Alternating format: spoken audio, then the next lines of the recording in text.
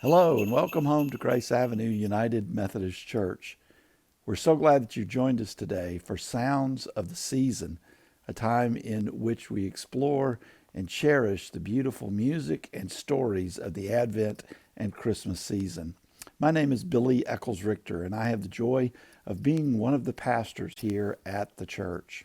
Today we explore the sounds of peace. And we begin with a song that is really a prayer. It is really a petition. It is an amazing Advent song, Come Thou Long Expected Jesus. It's written by Charles Wesley, who wrote it in the mid-1840s. Charles Wesley was, with his brother, one of the founders of Methodism and a prolific hymn writer. But Wesley had this amazing ability of being able to take biblical stories and deep theological concepts and being able to turn them into beautiful poetry.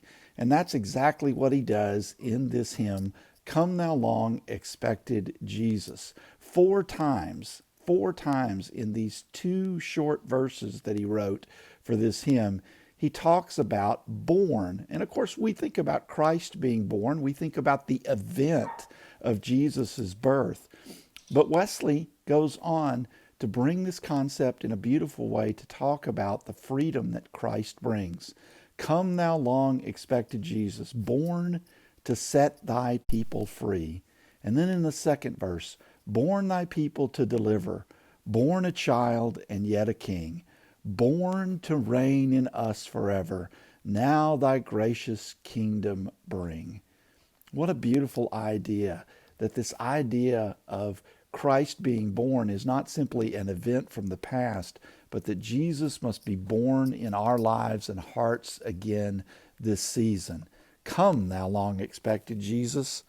In the early part of the 20th century, there was a wonderful theologian by the name of Howard Thurman. And Howard Thurman was a professor at the School of Theology at Boston University. He was a mentor and a teacher for Dr. Martin Luther King Jr. And he wrote this wonderful set of essays and poems about the mood of Christmas. And this is one of my favorite. It's called Christmas is Waiting to be Born. Where refugees seek deliverance that never comes, and the heart consumes itself if it would live.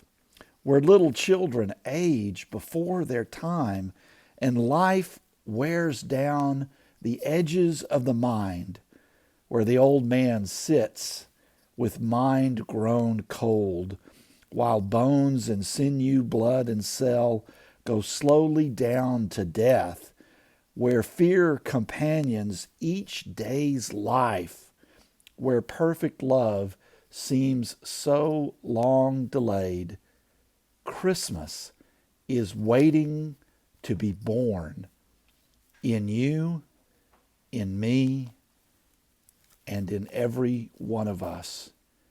Please enjoy this beautiful prayer as it is presented by the Grace Avenue Youth and Young Adult Choir. Come, thou long expected Jesus.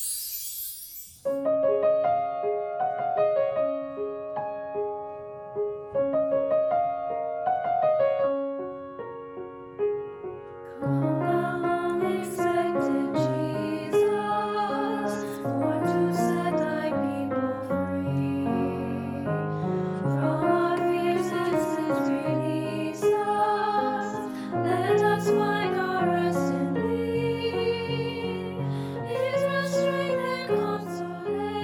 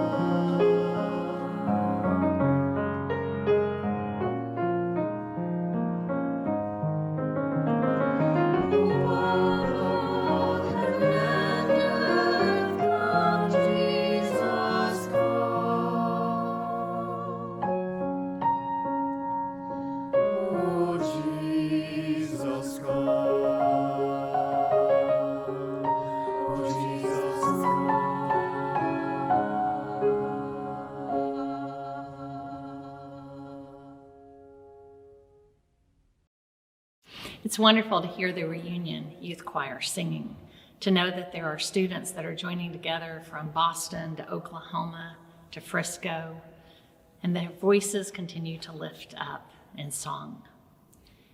I began to think about what songs resonate with me throughout the season, what songs sort of have spoken to my heart since I was a child. And it's one of those where years ago, Colin asked for a Christmas present I never thought he would ask for.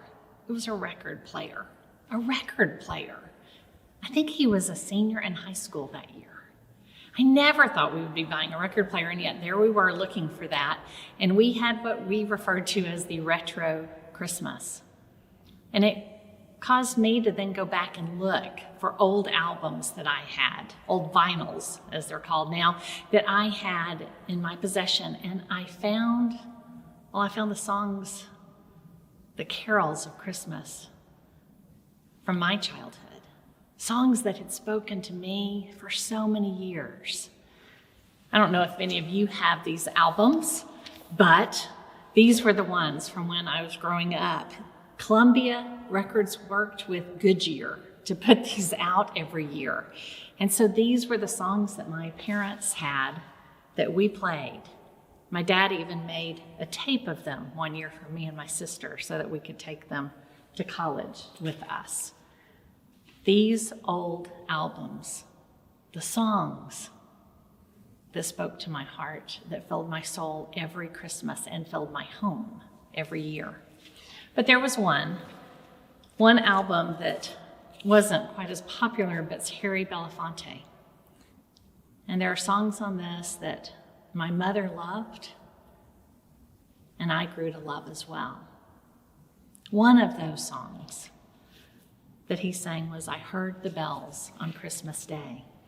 It comes from the lyrics of a poem by Henry Wadsworth Longfellow, The Christmas Bells. And Harry Belafonte sang it, and then throughout history, there are so many other groups that now have put it to music, including Casting Crowns and so many others. But the words speak to me again today. I heard the bells on Christmas Day, their old familiar carols play, and wild and sweet the words repeat of peace on earth, goodwill to man. I thought as now this day had come, the belfries of all Christendom had rung so long the unbroken song of peace on earth, goodwill to man. And in despair I bowed my head. There is no peace on earth, I said, for hate is strong and marks the song of peace on earth, goodwill to man. Then pealed the bells more loud and deep.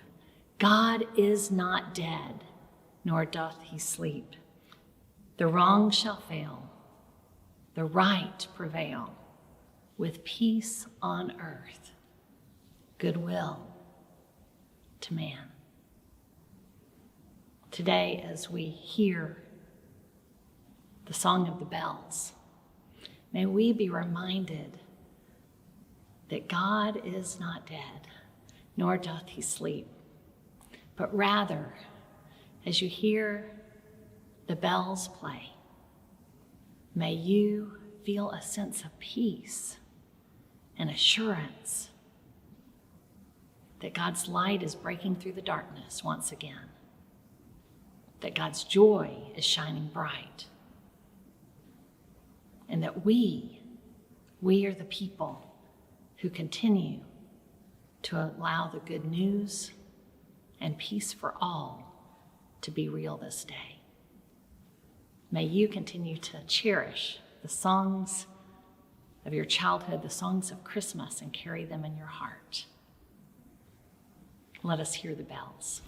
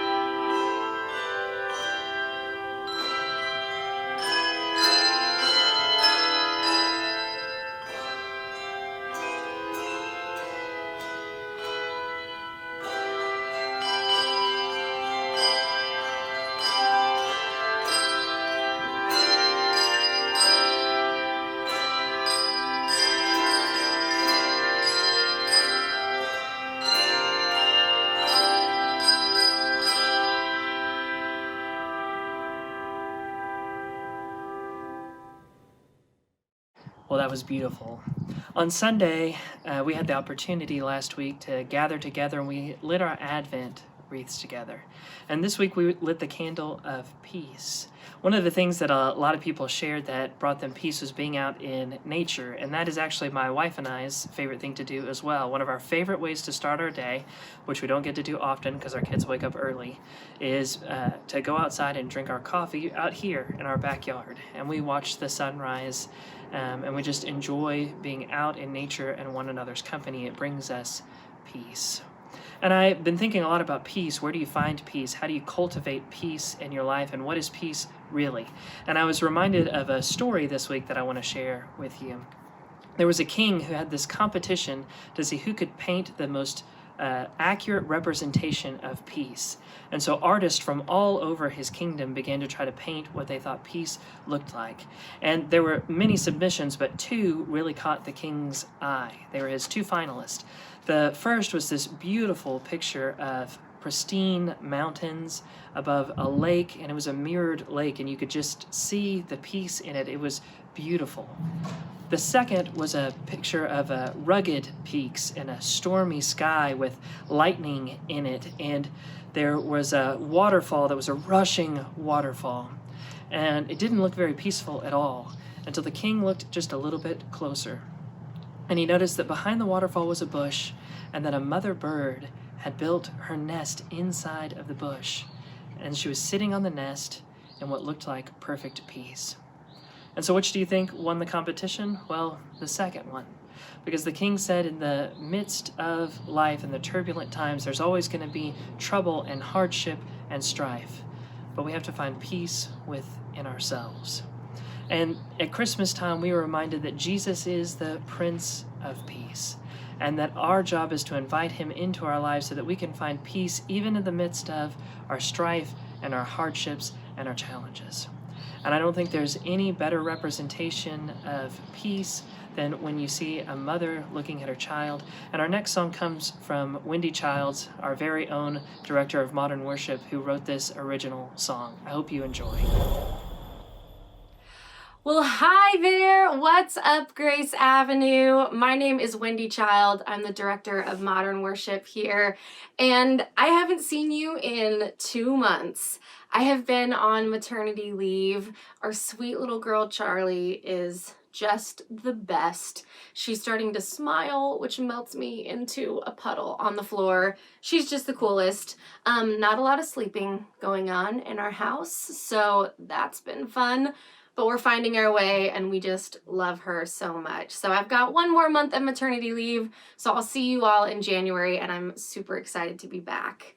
But when Laurie asked me if I might want to record a little song for this Songs of the Season series, I thought that would be such a fun way to just check back in and say hello to everybody. So I'm going to play you a song that I played in the modern services last year for our All Music Sunday.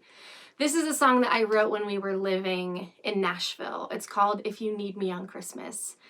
And when we were in Nashville, we had made a lot of friends who weren't going to be welcomed home for the holidays because of who they loved or who they were or what they believed. And that was really tough. And so I wrote this song as sort of just a song of hope for the future, that families would be restored, that relationships would be restored, because Christmas time is the perfect time to reach out to those people that you haven't talked to in a really long time and just remind them that you love them, remind them that they are safe with you, that they can belong with you. And so this song is called If You Need Me on Christmas.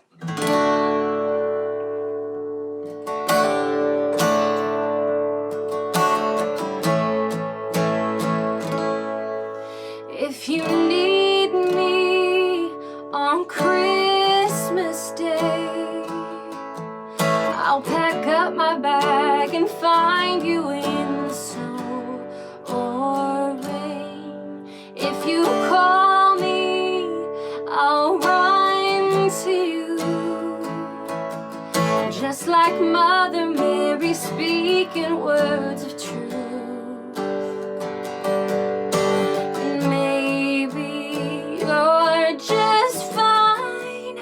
If you want company, there's always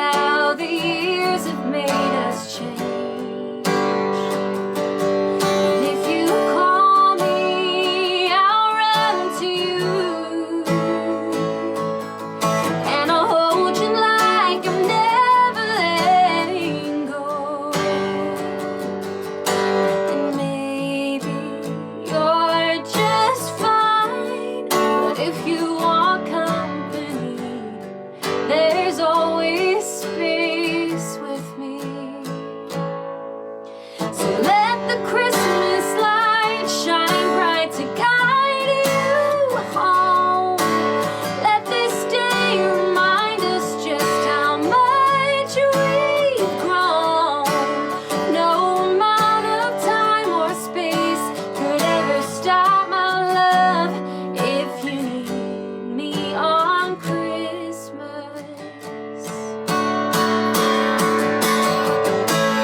Ooh, come home and join the family.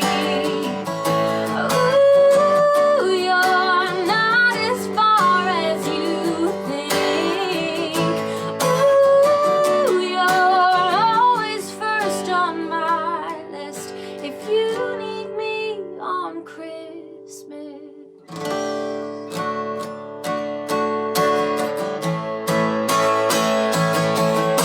So let the Christmas light shine bright to guide you home. Let this day remind us just how much we've grown.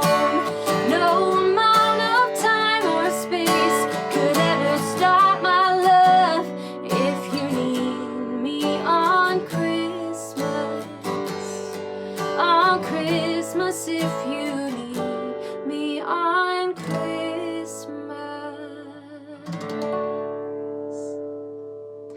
Merry Christmas, Grace Avenue. I'll see you next month.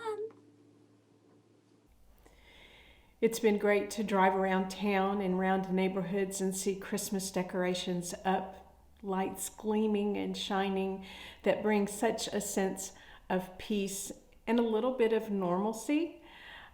I think people put up decorations a little bit earlier this year because they were searching for that peace. I know we did here at our home. And just as going through all of the decorations and as you unwrap things, and they invoke such memories and think from Christmases past, and it really brings such a sense of peace. I'm going to share some of my very favorite Christmas decorations with you. I collect nativities from travels. Friends bring them from their travels to me because they know that I collect. And so I'm going to just share with you some of my favorites. The first one actually was brought to me from Billy from the Czech Republic. And these figures are made out of corn husks. And they're so special because I know they come from the Czech Republic, and we have such a wonderful relationship with our friends in the Czech Republic. And I love getting these out each year. The next one came from Africa when we had one of our mission trips go to Africa. I'll set this guy up there kind of. But they're made out of banana leaves. The Holy Family. I don't know if you can see the baby Jesus. There he is. So, and they're always conversation starters. So when people were able to come over to my home, they went, where did this one come from? Where did this one come from? This one actually came from Guatemala, and it's one of my favorites. It's all made out of the same block of wood. Tiny, tiny figures carved. And all of the characters are represented there. Angel, Mary, Joseph, kings, shepherds, animals, and of course the baby Jesus. I love this one. And then my absolute favorite is this one that I got in Jerusalem. The Holy Family. I actually bought this at the Church of St. Anne, which is the church, underneath the church is believed to be buried the Virgin Mary. And I love this one because the Virgin Mary is laying down. And I don't know about you, but those of you who have been through childbirth, the whole fact that she was kneeling beside the manger after giving birth, not me. So this one, I love that she's laying down. I feel like that's a little bit more real depiction. But this one stays out all year long. It brings me such peace just to remember travels and remember friends who have given me these special, special gifts. The choir is going to sing a song called Creation Will Be at Peace. And it's actually from the 11th, this text comes from the 11th chapter of Isaiah. Verses 6 through 9. The wolf shall live with the lamb, and the leopard shall lie down with the kid, the calf and the lion and the fatling together, and a little child shall lead them. The cow and the bear shall graze, their young shall lie down together, and the lion shall eat straw like the ox. Their nursing child will play over the hole of the asp, and the weaned child shall put his hands on the adder's den. They will not hurt or destroy on my holy mountain, for the earth will be full of the knowledge of the Lord as the waters cover the sea. This is Creation Will Be at Peace by Anna Laura Page.